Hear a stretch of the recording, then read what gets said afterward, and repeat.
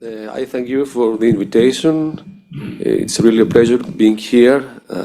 Of course, I'll talk, we ran out of time, personalized assessment and management of COPD exacerbation. So, after my conflict of interest statement, this is the outline of my talk. We'll have a short introduction and we'll discuss about the current definition of COPD exacerbations, their classification of severity, their treatment options, and after that, I'll have some personal thoughts discussing with you.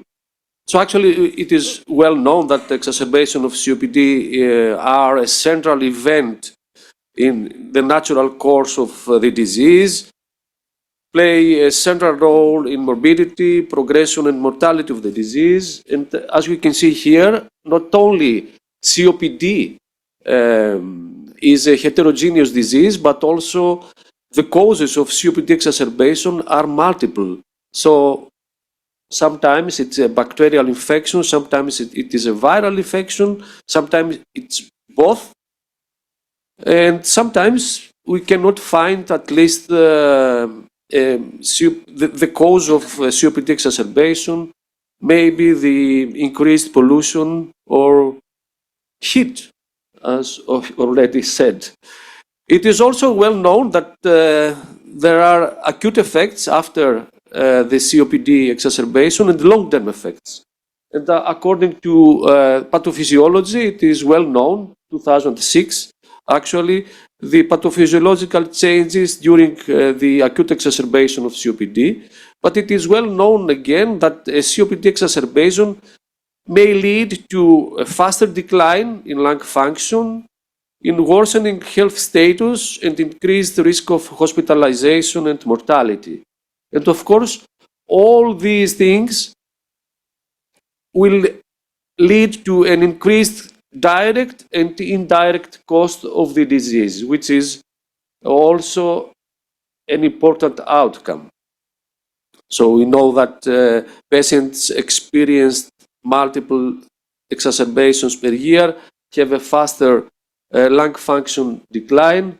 We know very well that after one severe exacerbation, we have increased probability of readmission and death during the next year.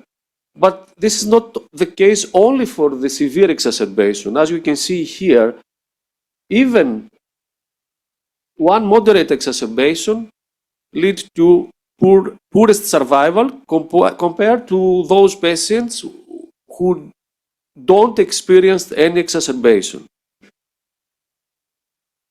So let's talk about the current definition. In clinical practice, actually, it was difficult sometimes to distinguish between day-to-day symptom variation and to a pure exacerbation. That was the definition in 2013, where you can see also that there is an urgent need for a biomarker. That was changed in 2020, and the current definition now is of the COPD exacerbation is that it is an event characterized by increased dyspnea, cough, and sputum in a time frame of 14 days. And of course, we have signs, tachypnea, tachycardia, and as we can see here, we have evidence for increased local and systemic inflammation. And this is, I think, very new, that the COPD exacerbation, according to the new definition, is associated with increased inflammation, as you can see here, the red, this is not working, no. The red color, and objective signs like the airflow limitation. What about the diagnosis and assessment of COPD exacerbation? As you can see here, okay, gold recommendations tend to have an objective measurement of symptoms, signs, and laboratory tests, as you can see here. And I think that this is the most important thing, that we need to collect lung function measurements, imaging, laboratory data in order to support the diagnosis of COPD exacerbations, and not only the physical examination and the medical history. And I think that you all know that that was the proposal, the Rome proposal by experts in the field, adapted by gold recommendations after 3 years. As you can see here, we need to have objective measurements like respiratory and heart rate, a visual analog scale of dyspnea, oxygenation, and CRP levels in order to distinguish between mild, moderate, or severe with arterial blood gases analysis, COPD exacerbation. And we should also exclude other causes of worsening of symptoms in a COPD patient, like heart failure, pneumonia, or pulmonary embolism.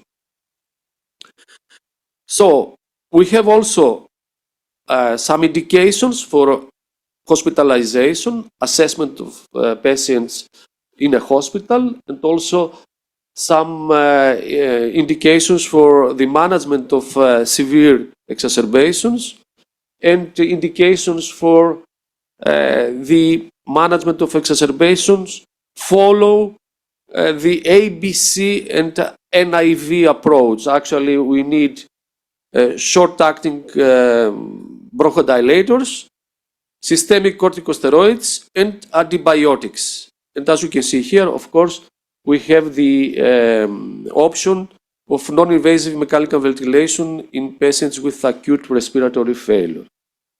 We have also indications for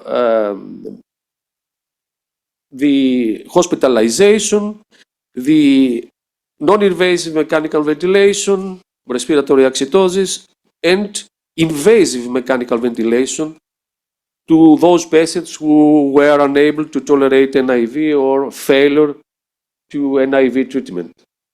So until now, we have a one-size-fits-all approach, I think, because we have this ABC approach with antibiotics, bronchodilators, and corticosteroids to every one who experienced the COPD exacerbation.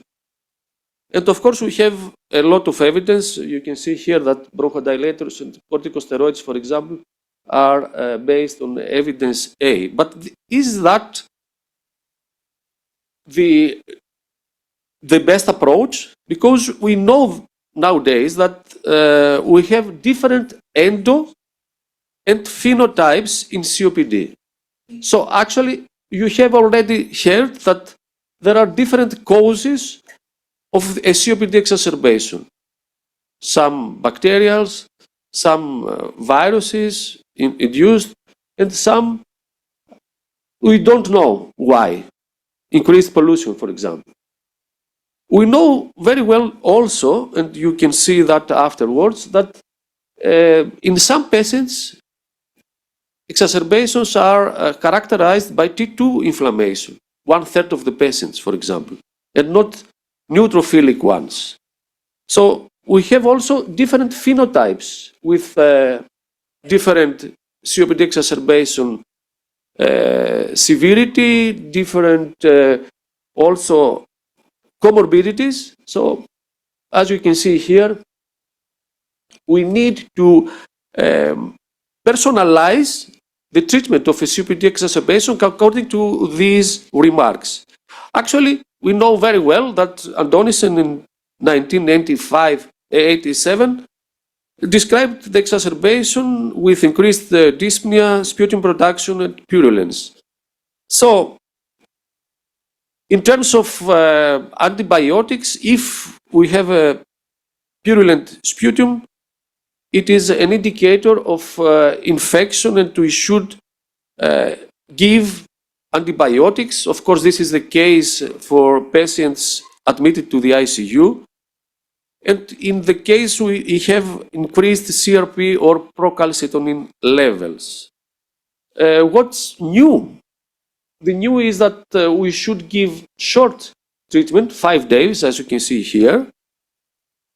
It is not inferior with longer treatment with antibiotics, but you should keep in our mind, of course, that sometimes we should have a patient with very severe obstruction, for example, with prior use of the antibiotics or corticosteroids, which all of them are risk factors for Pseudomonas aeruginosa infection or enterobacterial.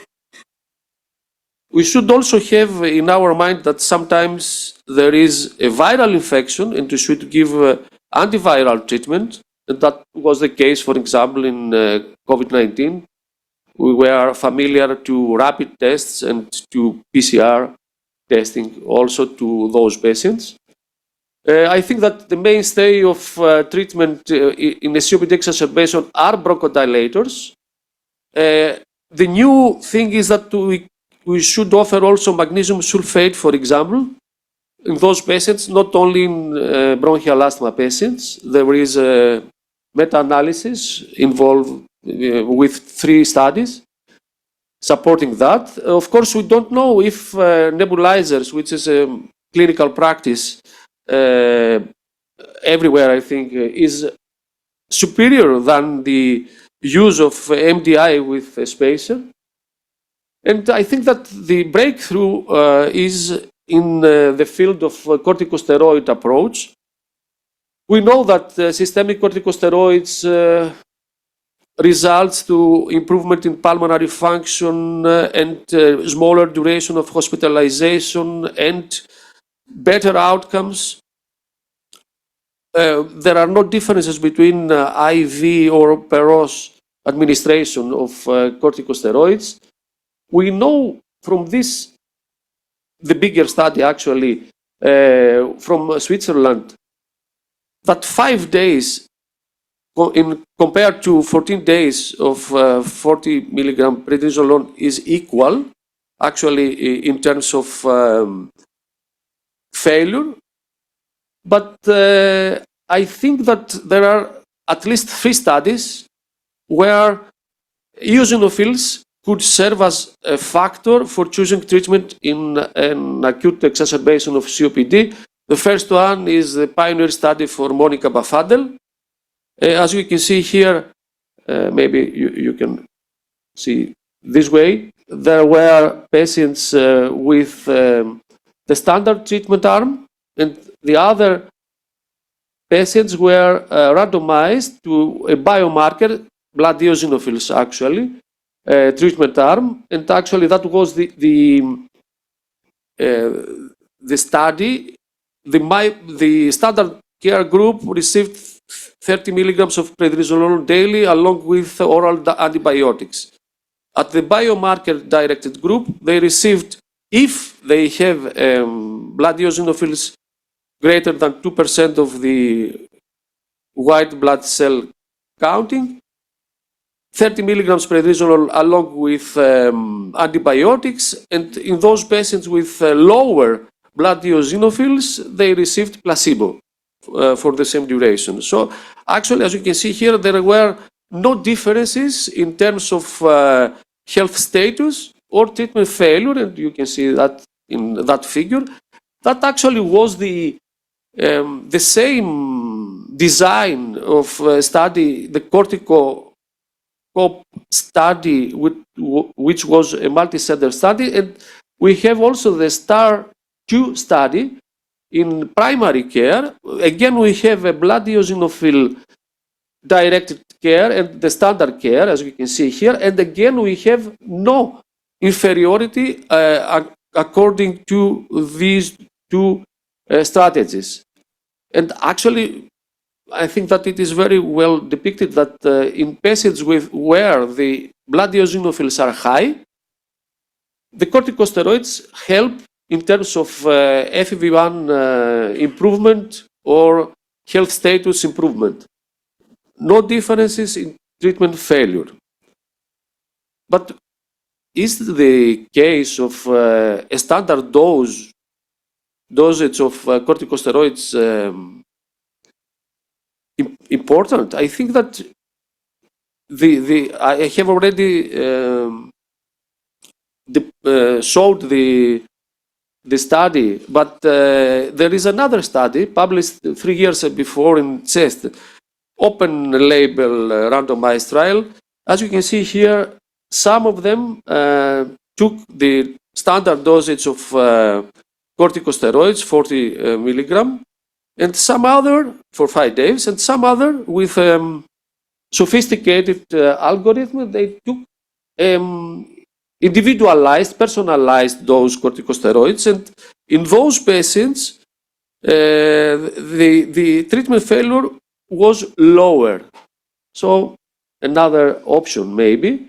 Regarding NIV, of course, we should have in our mind that NIV is an option in patients with respiratory acidosis, but we don't know exactly the role of high flow in those patients. We should combine that to rehabilitation. We have these typical initial ventilatory settings according to the BTS. Okay, a high pressure support, but low EPAP pressure. This is not the case for a patient suspected with obstructive sleep apnea, so an overlap syndrome. We should offer non-invasive ventilation in patients with severe exacerbation, severe hypercapnia after the acute exacerbation. And this is the last study we will discuss, the ABRA study. Actually, we had a mixed population of patients with severe asthma, patients with COPD or asthma COPD overlap. In those patients with eosinophilic respiratory exacerbation, some of them took the standard care with prednisolone, some of them allocated to take only benralizumab, an anti-IL-5 biologic agent, and some of them to take benralizumab and prednisolone. And as you can see here, the results in the group who are taking benralizumab was better. So, actually, we need diagnostic biomarkers, we need treatable traits, and I think that will be the future, maybe. So, if we have increased CRP levels or procalcitonin levels, and signs of neutrophilic associated inflammation, we should give antibiotics or antiviral treatment. What about the eosinophilic ones? Exacerbation, we should give systemic corticosteroids or anti-interleukin 5 biologic treatments. So this is maybe the future because there is a consistency in the exacerbations. And I think that at least these are the data until now. So not every exacerbation of COPD benefit from systemic corticosteroids. This is the case also for antibiotics. And I think that you know very well that sometimes it is better to prevent than to treat. So we have to keep in our mind that these are the interventions reducing the COPD exacerbations in stable COPD patients. Thank you very much for your attention.